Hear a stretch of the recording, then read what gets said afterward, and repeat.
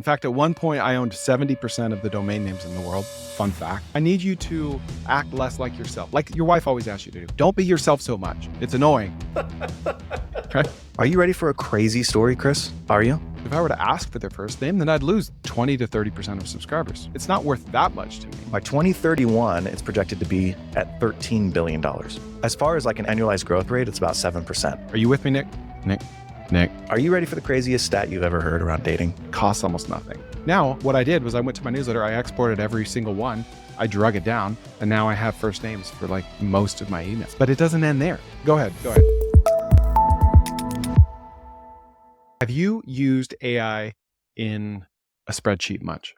Like not uploading a spreadsheet to ChatGPT, but oh man, it is so cool. So here's what I did. So there's this Google Sheets extension called, I think it's called GPT for Sheets. And it's dirt cheap, costs almost nothing. And you basically type in a formula equals GPT, and then in parentheses, you put a prompt, and then you put comma, and then the cell that you're referring to. Okay. And so there's just so many use cases here. I did this for my newsletter. Like I would love the first names of as many of my newsletter subscribers as possible, because when I email them, I could include the first names and it'll help your deliverability because all of the carriers will see that each email is unique and it seems more personalized. Like people know I'm not writing them personally, but it just feels better, right? Yeah, it just shows better. And you can put in what's called fallback values to where if you can't get their first name, then you could just say like, for Texas Next, what I do is howdy, comma, and then if I have their first name, it'll put their first name. If I don't, it'll just put partner. So it's like, either way, I don't look like an idiot, right? It's also not like I get all the time in Twitter. Hey, co-founders, are you worried about? Yeah. I'm like, right. Anyways, keep going. So on my subscribe page, if I were to ask for their first name, then I'd lose 20 to 30% of subscribers. So it's not worth that much to me. Really? Right? Yeah. It's just more friction. Okay. But I still want them. And so there are services where you can append data. There's one called Norbert, where you can upload a list and it's going to go to LinkedIn. It's going to go all over the internet and say, all right, we think, this guy's email is johnsmith@gmail.com. His name's going to be John. Think it matches with this. Right. Sometimes it'll use logic just by doing it that way. And sometimes it'll actually like connect the random, dragonslayer@gmail.com email to a LinkedIn profile and then use their first name. So Norbert and, its competitors work about 30, 40, 50% of the time. But this GPT for Sheets is awesome because it can do it as well. So I used it for two different things. So for perfume vending, for instance, we have a type form where we require their first name. But some people are idiots and they type in like a question like, hey, I want to know the price of it. And it says that's their first name. It's like, that's not helpful. And some people don't put it because it's not, I don't know if we ask for it, but it's not like a required field, but most people put it in. And then some people just type gibberish. And so I exported all the perfume vending leads to a Google Sheet. I typed in a formula that's like, hey, most of these are first names. Some of them are all caps. Some of them have no caps. I want you to standardize them, make them all grammatically correct. If someone just writes a sentence and like there's no first name of any nationality found in that sentence, leave it blank. It's a really long prompt. And then if it's all caps, just make it good. If it's like gibberish, like people just hit the keyboard, then just leave it blank. And then you drag it down, boom, good to go. What? And it costs like a fraction of a penny per row. Dude, you're blowing my mind right now because like data integrity is such a big problem, especially when you're trying to do any type of analysis. That was a big issue with all the leads that we got for perfume vending is people would put let me back up here. When you're asking people for information, you can do it one of two ways. You can leave it free text or you can give them drop downs. And when we asked them where they're from, these weren't drop downs. It was like, where are you from? And so some people, like they just misspelled Maryland or like Michigan or South Africa. And so I had to go in manually and find these ones and sort and clean up the data. Mm-hmm. I had to do like a lot of manual data cleanup, especially for large data sets. That's incredible. Yeah. So then let's say you don't have first names. You just have an email address. Then the prompt is, hey, all I have is an email address. Can you like discern what the first name is? And if you can't, like reasonably with 70% accuracy, just leave it blank. Then, because a lot of times it's like smithjohn@gmail.com. His name's John. It's not Smith, right? A lot of times it's like John 7727. Oh, it's John. And sometimes it's like mixed in there. And it's really, really good for that. And it costs almost nothing. So now what I did was I went to my newsletter. I exported every single one. I drug it down. And now I have first names for like most of my emails. But it Okay. doesn't end there. Go ahead. So tell me the name of the plugin again. GPT for Sheets. Okay. So GPT for Sheets. And then I just go in a cell equals GPT. And then I tell it what I open want. parentheses, Open parentheses, prompt, comma, cell number.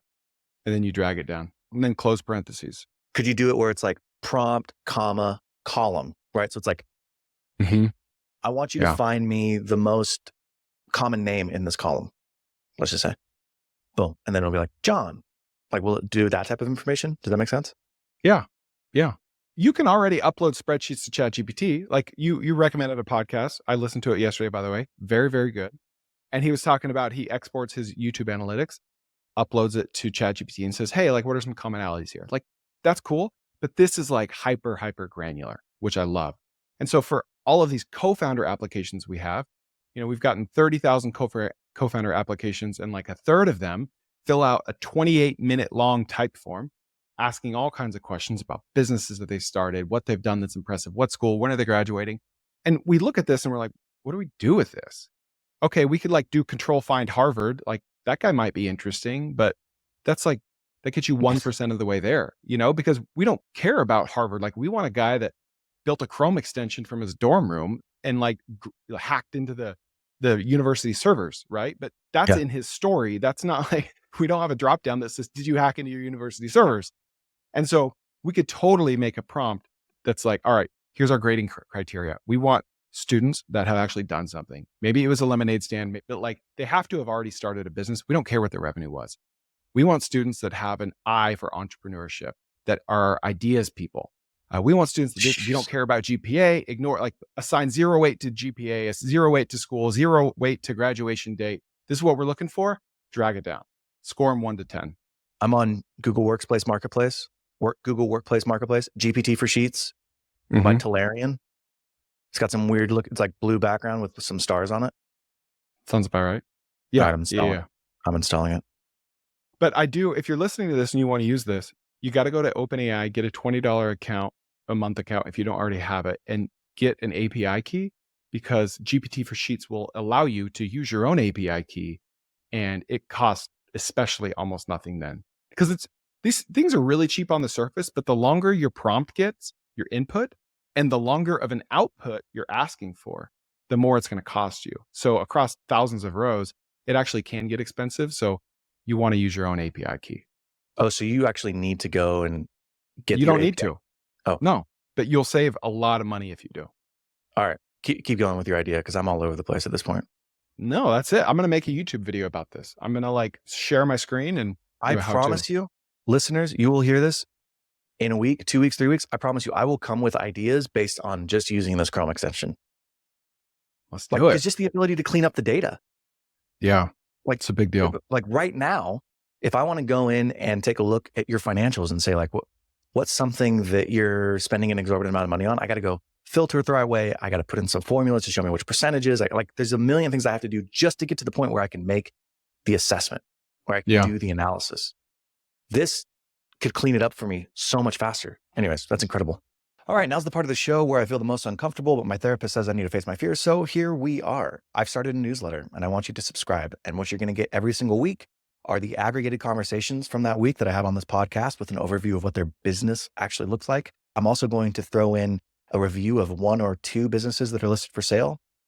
I'll give you my opinion on whether or not the EBITDA multiple is good, or there's customer concentration, or there's red flags or green flags. And then lastly, I'm going to give you one piece of actionable advice every single week on how to buy your first business. So click the link below, subscribe to my newsletter, and let's get back into the show. Another use case is, I tweeted about this a month or 2 ago, but if you wanted to serve local businesses, sell them something, you could use Outscraper to. Are you with me, Nik? I am. Nik. Kind of. Yes. Okay. He's not with me one way. Now he's not with me another. I know. Where's you right now? Okay. Is that what you wanted me to say? Tone it down. Tone the excitement down. Okay. Go ahead. I need you to act less like yourself. Like your wife always asks you to do. Don't be yourself so much. It's annoying. right? No, like imagine you go to Outscraper, you say, you know what? I want to sell customer service software to nail salons. Okay. You scrape all of the 1-star reviews for nail salons in the country. And then you put them in Google Sheets, you use GPT for Sheets to say, what are like the most common repeated words in this? Dirty, late, closed, rude, right? And then you can build software around the complaints. Or conversely, show me all the 5-star reviews. What are you hearing the most? Boom, boom, boom. Wow, okay. There's a correlation between number of reviews and the word delicious. How can I monetize that? Like there's just endless ways you can use this. I'm really curious to use it right now because there are times where I get data and I'm like, I don't know how to sort this because it's just in a funky format. And so I'll go to ChatGPT and I'll say, this is the data I have. This is the format it's in. I'm trying to do X, Y, or Z. Write me a script for how to parse this data. And it'll be like, okay, and it'll, tell me whatever to write. This could eliminate just even going to ChatGPT. I could just write in here and tell it what I want. Anyways, that's freaking They're going to love it. All right. What do you got? 2 options for you. Newsletters or dating? Let's do dating. Okay. So I was talking to somebody this morning that we both know. Her name is Kelly. She is our executive assistant. And she was complaining to me about her Bumble interactions and just how stupid men are. A Bumble.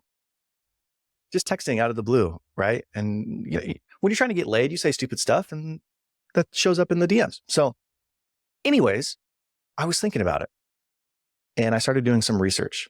I'm going to share some crazy things. Okay. Are you ready for the craziest stat you've ever heard around dating? How crazy are we talking? Kind of scared.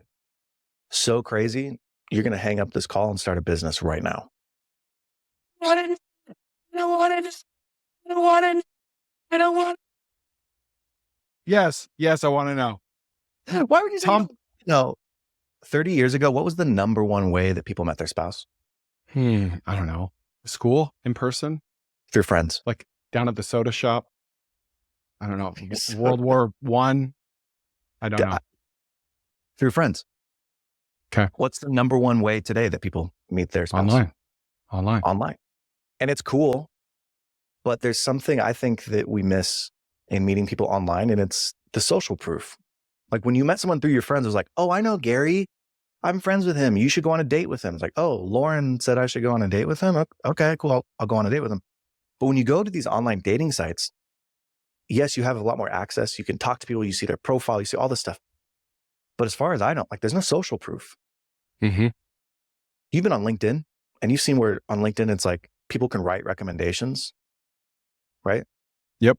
Or like Sam Parr posted one time, he's like, hey, a friend of mine is looking for a date. And he got a ton of people reaching out to him.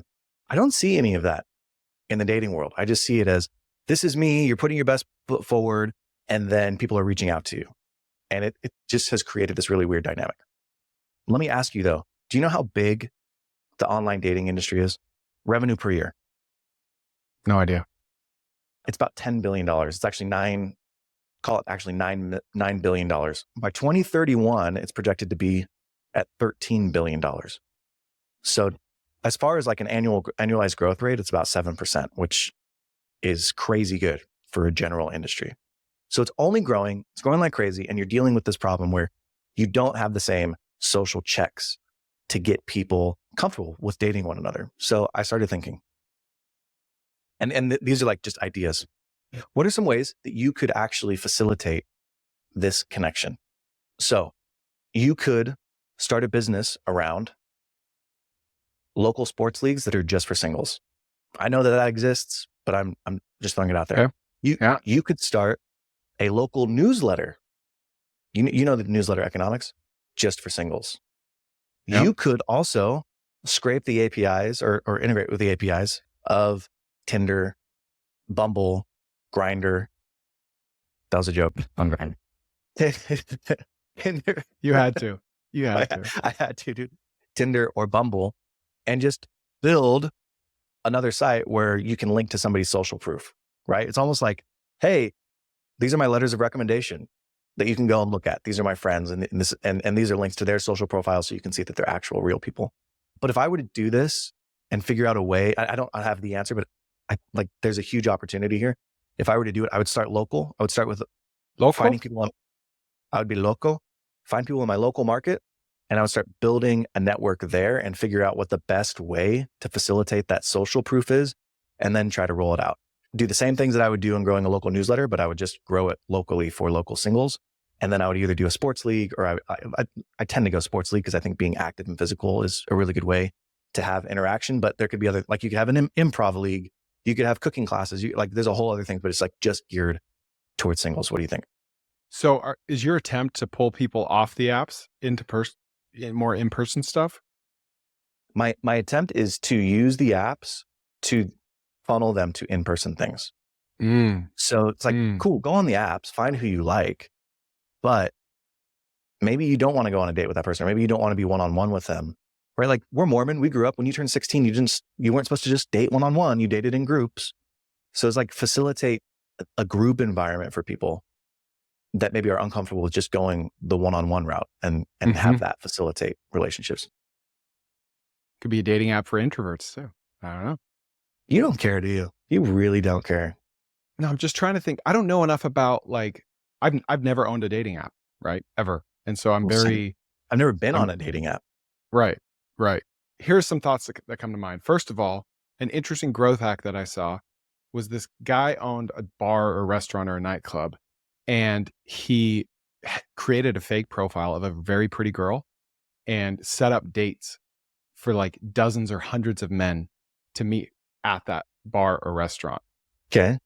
And it worked. Like, it just drove a ton of customers, and they all got ghosted, but then they were there. So it's pretty smart, right? It's a good thing. That's a pretty good growth hack. I think that any business built on the theory that people are coming offline more is a good business. I love that thesis, and I agree with it. Like, the mechanics of it, I can't wrap my mind around. I don't know. Yeah, it was just an idea that I had this morning, where it's like, there has to be a way to provide the same social proof and facilitate these social connections in the real world. It's fine to meet people online. I think that's really good, because you don't have this like awkward of like getting to know someone and like, what do they really think and all that stuff. Like, you can kind of just see it up front. What if it was something like, let's say, Nik, you're the business owner, you're the aggregator of the people here. And you go find, like, in Dallas, it would be like Clyde Warren Park, which is like a nice park downtown. It's built over an overpass. It's kind of hipster. It's close to everything. You could organize meetups for specifically targeted to people that are on dating apps, like active on dating apps. And people could have their first date there. That way, like, everyone at the event, which is at a public place, so you don't have to go rent something expensive. They're all like, they're in the shared experience. They're all on this awkward first date together. And they might end up meeting someone there that is the ultimate fit for them. Now, there may be somebody who's listening. There may be somebody who's listening that is in this world, and they're like, yeah, that already exists, and we just don't know because we're not single. It's called a party. This people go viral. We're going to get canceled. It's like, tech bros discover a party. But it's like when we went to SM Bash, or when we went to Main Street, it's all these people who like met on Twitter, and now they're meeting in real life. And there are functions there that allow you to meet people in person. It's the same thing, right? Like, everybody's on Tinder, so they may like recognize a profile picture, but then there are activities that are designed to get people to interact. So it's like not a party in the sense that it's a general free for all, like, oh, cool, the punch is over there and music's playing and everyone just dances. It's like, okay, you come, maybe there's some speed dating. I was just going to say that. You like literally, and maybe there's like sports. I really like improv because I think it's fun to just see how people think. Like, maybe there's an improv thing, like, and you can choose the different activities that you do, but that would like facilitate and foster it. All right. We landed on something good here. Once again, Chris and Nik are super unique. This one's good. This is a good one. Like, this idea, though. This one. This idea. The app idea, though. Dude, no, it could like, let's say you take a restaurant and you reserve like the back room, right? For parties, like 30, 40, 50 people. And the only people that are invited or allowed to come, and you could charge a fee at the door, are people that will be on their first date with someone that they met on an online dating app. It has to be a first date, and they never have to have met them before, and it must be from an online dating app. And then you get them there, and then you gamify it, right? Maybe you do improv, maybe you do karaoke, maybe you do speed dating, maybe you do all three. And you can even gamify it to where it's like, you go open-minded and you might end up with the same person. Like you might get there, maybe you get there and intentionally you spend like 20 or 30 minutes with that person that you came with, getting to know them for the first time. And then it's like, all right, now we're doing speed dating. And you have like 2 or 3 minutes with everyone there. And then at the end of it, it's like, all right, raise your hand if you want to stay with the same person or not for the rest of the night. And you could switch, right? Or you could even make it blind, right? Make it blind, or else human psychology will get into play. And it's like, all right, here's a piece of paper right here if you want to stay with the same person or switch. And then like someone gets on stage and it would be really awkward, but it's like, it is what it is. Or you copy Nick Gray and you make it exclusive and like you plan the experience. And anybody who comes that doesn't participate well, you kick them out. Like you're very exclusive, you're gated with who comes in. But before the event, you send out a list. Here's everybody who's attending. You can go look at their profiles here. Like it's very clear. Like you're going to this to try and find someone to date, but you're not necessarily assigned to anybody up front. But you can go and you look and you're like, oh, Chris is going to be there. Oh, cool. He's an Alabama fan. Oh, all right. I went to Alabama. Oh, Nick's going to be there. Okay, I like that curly hair. It could be my sister though. Could be my sister. You got to watch out for that. Yeah, that's true. It's not fun. So it's not funny. It's an epidemic in the South, okay? But you would go and you'd have some information before you went, and then that would make the party more enjoyable because you at least know who's there. You've seen their profiles. Maybe you have a list of like, these are the 5 people I want to talk to. And essentially you're just facilitating a meetup, but you're focusing on the niche of dating. And you could do this with any niche. You could facilitate meetups focusing on the niche of SMB. You could facilitate meetups focusing on the niche of disc golf players. Like, you know what I mean? Like it could be any niche. It's funny because like you don't have to pay for a venue because they're buying their own food and drinks, right? So they reserve the room for you because they know you're going to be paying customers. You just charge like a door charge, the 20, 30, 40 bucks at the door for this whole experience. And that's how you make money. Yeah. You don't have to control you don't have to control the venue, the menu, the seating, none of it. Have you seen Black Mirror? Have you ever seen that on Netflix? No. They have an episode that's like this, where it's like social proof. Everyone has like a social credit score. And so for instance, like let's say you walk out of a store and you don't hold the door open for someone and the girl's like, rude. She'll pull out her phone and like scan your face and like leave you a bad review as a person. And then your reviews, it like tallies up to like a score. And everyone is driven by like their score. Like, what's your score? Oh, it just dropped. And like, people are getting good scores all the time, but occasionally they'll get like a negative review that will drop their score that everyone can see and they like stress out over it. It kind of reminds me of that. Like, it's like a crowdsourced, are you a good person? Yeah. And it's like, there's a benefit to that and there's a downside. I just think in situations where that are really high risk is the wrong word. Leverage, maybe. High stakes. High stakes. Dating is one of them because you're trying to find your spouse, like your mate for the rest of your life. Starting a business could be one of them. You want to have some type of social proof. Like you're looking for that because you're making a decision with almost no information. You want to gather as much as you can. It's such an important decision. I like it. That's a good one. Thank you. I like ideas that like you don't have to build an app for, right? Like you can use the apps to build something in person for low tech. Yep. We're not what our wives would call like smart, you know? No. They're good looking or attractive to them on most days. Or decent providers. Good father. Yeah. Right. Yeah. That's or us. who I would have chosen had I had it to do all over again. Do you know what I mean? Our first choice, you know? It's like, they call me fallback Chris for a reason, you know? Plan B Chris. Oh my gosh. All right, I got one. Okay. So there's this guy on social media called the Dumpster Dive King. And he has over 10 million followers. And literally all he does is dumpster dive. That's it. And he has a GoPro and he dives for dumpsters and he finds things. And sometimes people confront him. They're like, what are you doing here? This is private property. And he's like, no, it's not. Because according to ordinance, blah, blah, blah, blah, of the city, I am allowed to be here. This is public. Of course. So that's good content. The biggest reason why he's so viral is because of the payoff at the end of these videos. What's he going to find? It's a treasure hunt, right? This goes to like a previous episode talking about treasure hunts. Like it is human nature. It's first principles. We want to know what's at the end of the rainbow. Like what's in the box. Like we want the payoff. And the algorithms want the payoff because it means high retention. So I did a deep dive on the Dumpster Dive King and was enthralled by it because it's just a video with him voicing over it. Like he's not really talking while he's dumpster diving, right? It's like, oh, I found these golf clubs. Oh, these are $400 golf clubs. So people love it because they're like typing like, that's not a $400 golf club. That's a $300 golf club. Oh, it was discontinued. And like everyone has an opinion on what he's finding. Everyone wants to get to the end to see what he finds. And so it's a brilliant business as far as social media is concerned. But then he took it a step further and he sells all this stuff he finds on his own website, lostgoods.com. Okay. Smart. Which is a Yeah. very, very ugly website, but a very smart thing to do. And I would bet that most of his sales come from eBay, Facebook Marketplace, Etsy, the big marketplaces. And then this is just kind of like the 5-10% of his sales. It's a good name because it's like lost goods. No, they're stolen from the trash goods, but you've rebranded it to lost goods. You know what I mean? It is good. It is good. But I like this idea because it reminds me exactly of an idea I had 3 years ago. So 3 years ago, I was living in Houston for 6 months, and we lived in a neighborhood that had its own 18-hole disc golf course.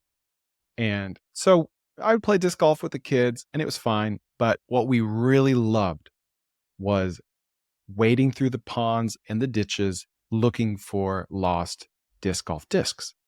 And it's very simple. You take off your shoes, and there was a creek. The neighborhood is called Cross Creek Ranch. So there was a creek that went across the neighborhood, and you would just kind of waddle through this, knee-deep creek, and you would feel plastic in your toes. And you reach down, you pick it up, it's like, oh, it's a disc. And some of these discs are quite valuable. They could be hundreds of dollars. Most of them are like $10 to $30, but it's like, I just found $20. I just found $20. I just found three $20 stacked on top of each other because this is like a honey hole where, the wind always carries it to this spot. And it was so fun. Like male, female, old, young. It's just you're treasure hunting. And I never sold any of them. They're still in my garage. We've lost a bunch of them. A lot of times people will write their name and number on the back of the disc in Sharpie. And so that was fun too, because then you get to play like hero and text them like, I got your disc, come get it. And it was very fun. So the idea, I think you could monetize it. I think you could monetize anything. They have these devices that will beep if it sees plastic or if it senses plastic of some sort in a certain vicinity. And so I think you could build a tool where you could easily find these discs and like literally monetize it by just finding and selling these discs. And then you could monetize it by selling that tool. And then you could monetize it by filming everything. And it's the same principle as the Dumpster Dive King. People want to know, what are you reaching in the murky water for? What's coming out? There are guys doing this with golf balls.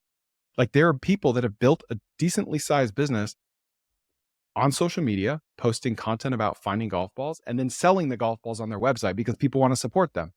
So you're starting a social media channel, but you've thought about the ways you would monetize it. It's not just through views. You'd also have a store that you'd resell this stuff.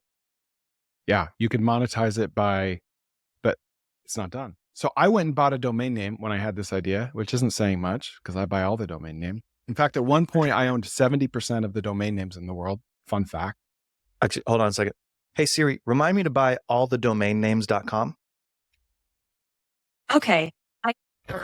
Oh gosh. Anyway, the domain name I owned was waterfinds.com, which is so similar to lostgoods.com. Yeah. Okay. 2 words and that the idea was to do this and then to sell everything I found on this website. And is this going to be a $10 million business? No. Could it be a 7-figure business? Yeah, I genuinely believe it could be, even without social media. But I think someone should do this. I went and I let the domain name expire, and now it's like a premium domain name for 10 grand. Someone it's not worth 10 grand. It's not. No, so I know. But if I wanted to buy it back, it'd be 10 grand. Waterfinds.com. Yeah, I love that idea. Fun. Get you out doing stuff with your kids. That's awesome. Absolutely. Someone needs to do it. Okay. Let's recap these ideas and then marry, date, or kill them. So we have first GPT for Sheets, which is a tool that allows you to use AI in either cleaning your data or just helping you build out your spreadsheets. There is facilitating local dating events or just any niche group facilitating those types of events. And then there is Water Finds, where you are starting a channel and posting that content and then either reselling the stuff online or monetizing from the channel that you can launch. All right, Chris, marry, date, and kill. Which ones? Now, how are we monetizing GPT for Sheets? I don't think we explicitly said how we're monetizing GPT for Sheets. I think there's a lot of different applications that you can have for it, but it's just like implementing it in your business. I mean, we could theoretically just charge a fee to clean someone's data with it, right? We start for free, say, hey, I'm launching this business. I'm really good at cleaning data. I use AI, right? We could just go ahead and say that. Can I do it for free? Yeah. Is it helpful? All right. What would you pay for this? Right. And then you kind of start pricing your way into it. Go the old shout out to Brandon Doyle method and charge basically nothing to start and just keep raising your prices until you start to get pushback. Brandon Doyle beat, dude. That's right. All right. Brandon Doyle rules. All right. Just marry, date, kill. Ooh. Oh, this is tough. It's like dependent on like the time of life that you're in. No, stop qualifying. Just say it. Yeah. Marry GPT for Sheets. Date water fines. Kill dating idea. Okay. Marry GPT for Sheets. Date facilitating local events, and kill water fines. That makes sense. I would have guessed that for you as well. Okay. So we both said to marry GPT for Sheets. I think that, to me, that's like, there's so many applications. Like you could start a ton of businesses or you could just make your own business more efficient. Like there's a ton of reasons. Why did you want to date the water fines? Because it's really, really fun and I would love it. It would be a grind to get to a meaningful amount of money, but it would just be so fun. And I'm an introvert, like organizing events, like that gives me anxiety. So it's not really a knock on the business model or idea. It's me. It's not me, it's you. I didn't like the water fines because I think it'd be a grind. It would take so long to get it monetized. Like if I have something else that I'm doing that's making me money and I want to have a side hustle or whatever, I think it's a cool channel to do. And I think it's a fun thing to do with your kids. But I think for anybody listening who wants to just like start it as a business, I think it would be really, really hard. So for me, that's why I killed it. I didn't put the dating as number one. I think it's much harder to spin up than utilizing the GPT for Sheets. I think utilizing GPT for Sheets, you can do really quickly. The dating or facilitating niche groups, I think is really, really difficult to get spun up. Also, the dating thing, as far as we know, this could exist. We could sound like idiots right now to half the population. As far as we know, isn't really a thing. And that just makes me nervous, right? I don't want to invent something new. Yeah. So let us know what you guys think. Marry, date, or kill. All right. That's a wrap. All right, man. If you like this episode and want to hear more ideas from Chris and I, check out these episodes. If you're on YouTube, if you're on Apple or Spotify, look for Holdco Bros. Enjoy. I'll see you guys next week and bye-bye.